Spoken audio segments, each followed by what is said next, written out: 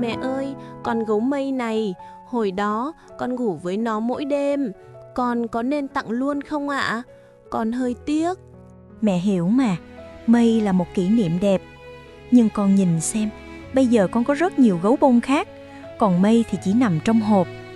Các bạn nhỏ ở Tịnh Biên, có thể họ chưa từng có một con gấu bông nào để ôm đi ngủ cả. À, vậy à?